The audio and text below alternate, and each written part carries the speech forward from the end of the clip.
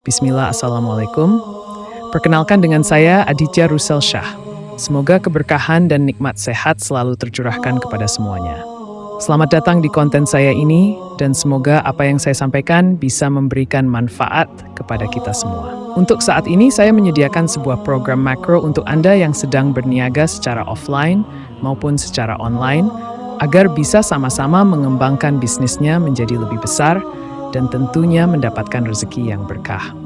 Di depan layar Anda sudah saya sediakan sebuah buku panduan untuk dapat mudah memahami dan mengerti tentang program yang akan saya sampaikan sekarang. Buku panduan program Excel, Macro, Marketplace, Mass Upload. Sebuah program yang memungkinkan Anda mengelola dan menentukan strategi secara cepat dan tepat untuk mengubah strategi pemasaran secara massal di 6 marketplace yang berbeda. Dokumen ini dibuat untuk membuat pengguna lain dapat mengolah dan menjalankan program Excel Macro Marketplace Mass Upload secara mudah dan mengurangi kesalahan cara penggunaan program akibat memasukkan data yang tidak diperkenankan oleh program, sehingga dapat mampu mengurangi resiko kegagalan prosedur program. Dengan adanya program ini diharapkan pengguna mampu menghemat waktu operasional pengolahan data dan mampu menjalankan program sesuai dengan fungsinya. Langsung saja kita masuk ke dalam bagian utamanya. Gambaran umum program. Program ini terbagi menjadi 2 tab menu, menu utama dan menu upload, dan beberapa tab pendukung lainnya yang akan dijelaskan secara terpisah.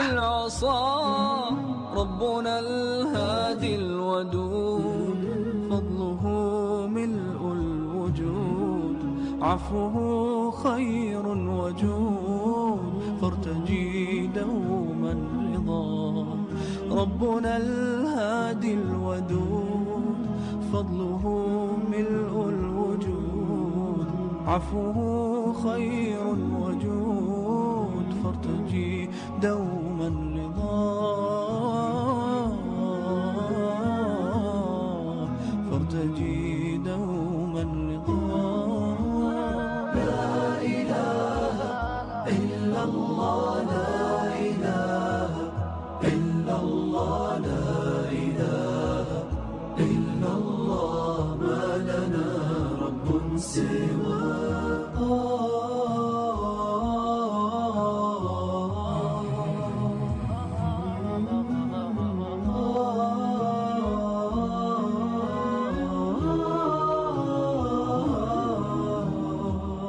Cara menggunakan program seperti yang dapat terlihat di layar Anda saat ini. Terdapat urutan dalam memasukkan data ke dalam database.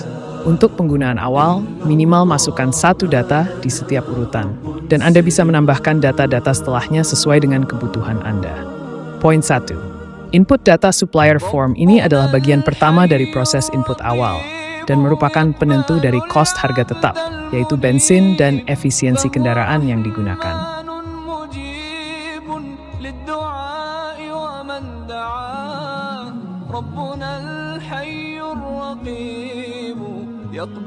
Langsung saja kita santap menu pembukanya. Saat ini yang ada di depan layar Anda adalah tab menu utama. Sekarang kita klik data supplier untuk membuka form data supplier.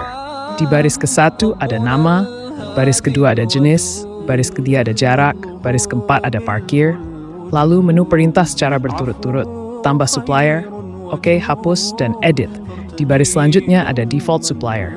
Sekarang mari kita coba masukkan data pertama, roti Monas. Baris nama diisikan dengan nama produk supplier. Untuk saat ini mari ambil roti Monas sebagai contoh. Lalu di barisan jenis kita isikan dengan jenis usahanya. Mari kita isi dengan pabrik roti tawar. Lalu di barisan jarak pertama kita perlu membuka Gmaps untuk menentukan jarak antara toko offline kita dengan toko supplier. Jarak antara toko offline dan jarak toko supplier kita dapatkan 5,7 km. Maka jarak pergi pulang kita dapatkan nilai kelipatannya yaitu 11,5 km. Karena toko supplier tidak membebankan biaya parkir, maka bisa kita masukkan nilainya adalah 0. Setelah dirasa cukup detail dan jelas untuk pengisian data supplier, klik tambahkan supplier dan klik ya untuk menyimpan data ke dalam database. Maka kita akan mendapatkan supplier pertama kita dengan nilai indeks 1 di baris default supplier. Baris default supplier ini adalah bagian untuk membuat nilai tetap di seluruh form pengisian data. Point 2. Input no rack yaitu sebuah metode untuk membuat penggolongan kategori, sehingga bisa dengan mudah membagi dan menyesuaikan penempatan produk di rak toko Anda ataupun di gudang. Jumlah maksimal kategori yang bisa dimasukkan adalah 25 rak. Sebagai contoh, Indomie mie goreng spesial. Karena termasuk jenis makanan instan, maka bisa digolongkan ke bagian makanan instan. Sama halnya dengan produk super bubur instan.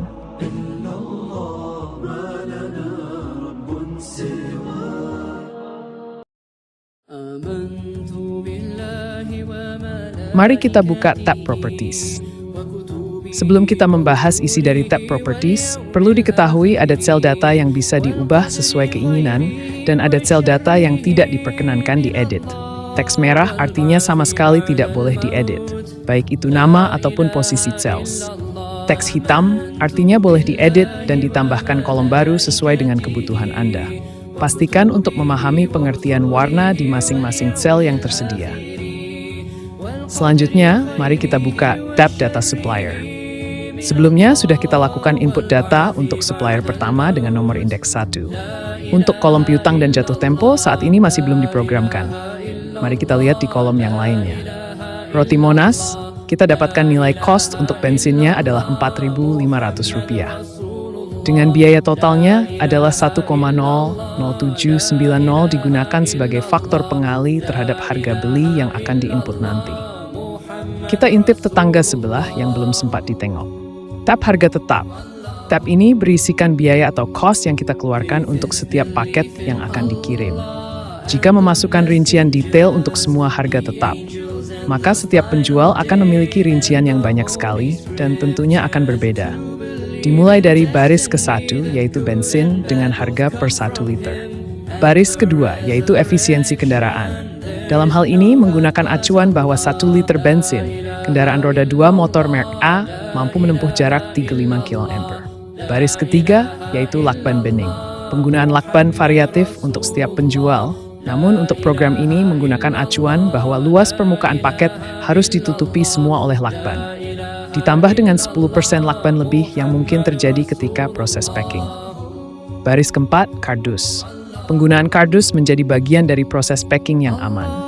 Biasanya digunakan untuk produk yang rapuh atau mudah rusak, namun masih tergolong bukan barang pecah belah.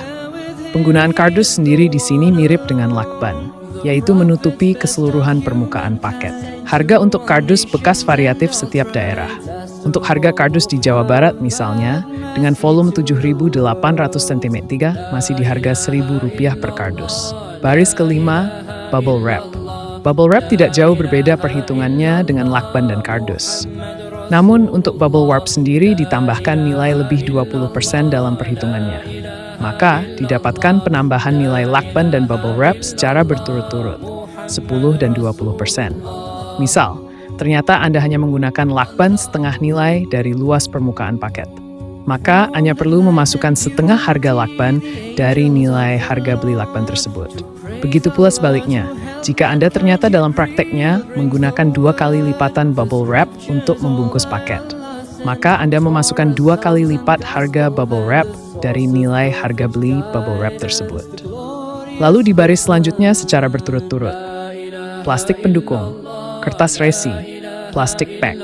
3 baris ini nilainya tidak berubah dengan ukuran paket, atau bisa disebut juga nilainya tetap.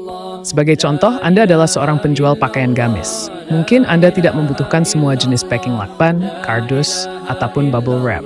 Anda hanya menggunakan plastik pack yang biasanya sudah tersedia perekatnya. Maka, Anda hanya perlu menjadikan plastik pack sebagai default jenis packing dengan memasukkan nilai 4 ke dalam tabel jenis packing di tab Properties.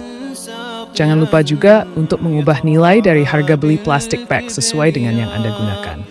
Dan pembahasan terakhir dari video pembahasan buku panduan ini adalah tab online. Sudah bisa dipastikan nilai admin dari setiap penjual pasti berbeda-beda. Ada yang mengaktifkan layanan gratis ongkir ataupun cashback ataupun diskon dan berbagai macam lainnya. Maka Anda hanya perlu memasukkan nilai rata-rata dari semua total biaya admin yang dibebankan. Semoga video ini membantu Anda semua mengembangkan bisnisnya. Adapun tabel yang ada di sebelah akan dibahas bersama dengan tab database. Subhanaka Allahumma wa bihamdika. Asyhadu an la ilaha illa anta, astaghfiruka wa atubu ilaik. Assalamualaikum warahmatullahi wabarakatuh. تجي أمة عظم